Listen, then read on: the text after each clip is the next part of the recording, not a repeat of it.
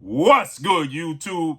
It's your boy, Blue Blood Sports TV, back at y'all with another one. So, Gervonta Tank Davis is preparing for his mega showdown, which looks to be June 22nd, possibly in Houston, Texas, or in Las Vegas, Nevada.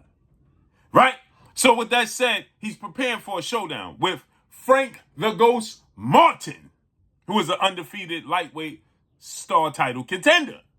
On paper, in my opinion, this is the toughest fight stylistically that Gervonta Tank Davis has ever been in. And because of that, I believe Gervonta Tank Davis, he believes the same thing. Why? Because Gervonta Tank Davis, you see in these recent pictures of Gervonta Tank Davis, people are sending it to me and they're saying that they're concerned with how thin and how small and how quote unquote frail Gervonta Tank Davis looks. Right? Well, I say this. To that, I say this. I say that Gervonta Tank Davis is preparing for a mover. He's not preparing for a thumper. You have to be prepared for the task at hand. Frank the Ghost Martin is 5'8" with a 68-inch arm reach. He's a southpaw, but he has fast hands, fast feet. He's elusive, and he can move.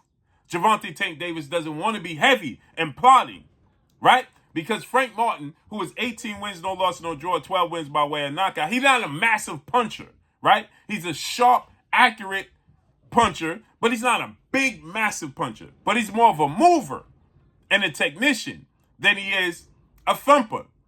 Like, per se, Isaac Pitbull Cruz. Isaac Pitbull Cruz is a thumper. So if you Gervonta Tank Davis, you want to have on a little bit more mass to be able to absorb those punches in the pocket, right? Or for Rolando Rolly Romero to be absorbed those punches in the pocket. But when it's a guy like Frank the Ghost Martin, who's light on his feet, who's elusive, who's fast hands, fast feet, combination punches, uses angles, has great lateral movement, great lateral quickness, a great athlete. Now, he doesn't have the experience of a Leo Santa Cruz, who's a 4-division world champion, who is a surefire first ballot Hall of Famer. Or he don't have the, the pedigree of a Hector Garcia, who was a world champion, undefeated world champion, who shocked the world in the big fight against Christopher Colbert and is an Olympian. He doesn't have that pedigree. He started boxing late. Now he's 29 years old, like Gervonta Tank Davis. Now Gervonta Tank Davis, I believe, is going to pack his punch because people are saying, I'm concerned, he ain't going to have his power. No, Gervonta Tank Davis, who is 29 wins, no loss, no draw, 27 big wins by way of knockout, is going to carry his power, right? Because that is a God-given ability. Or whomever you believe in. They have given that special skill set to Gervonta Tank Davis to be able to punch through a brick wall. So he will not lose his punching power, but he will gain quickness on his feet.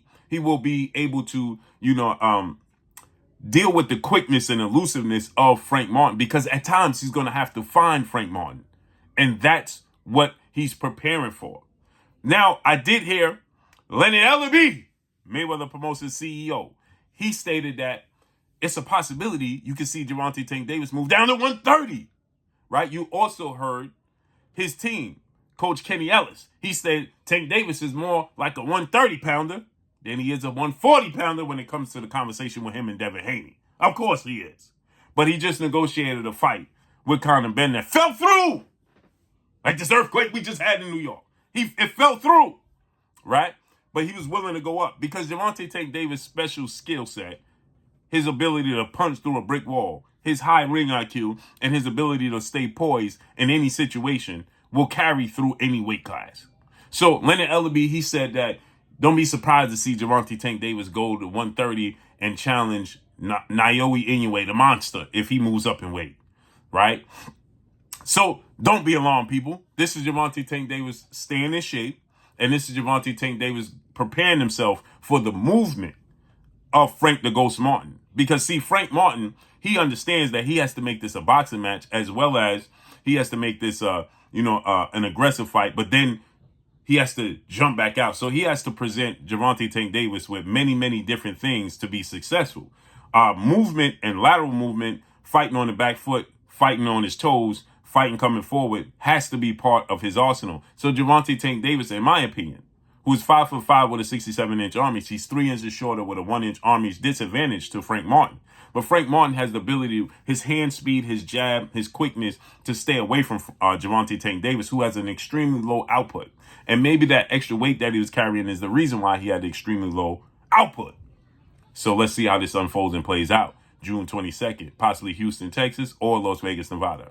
But let's see. But I have no concerns. I just think this is a game plan for Gervonta Tank Davis to be able to stay up and keep up with the pace of Frank Martin, who's going to be elusive, and he's going to have to look for him. And that's all I got for y'all. Make sure you hit the like button. Drop a comment in the comment section. Let me know what y'all think. Y'all already know what it is. It's your boy Blue, Blue Blood Sports TV. Hate, like, comment, and subscribe. If you haven't subscribed, hit the subscribe button, hit the like button, hit the bell icon to get all the new notifications. Follow me on Instagram at Blue Blood Sports TV, all one word. So all I got for y'all. I'm gone. Peace.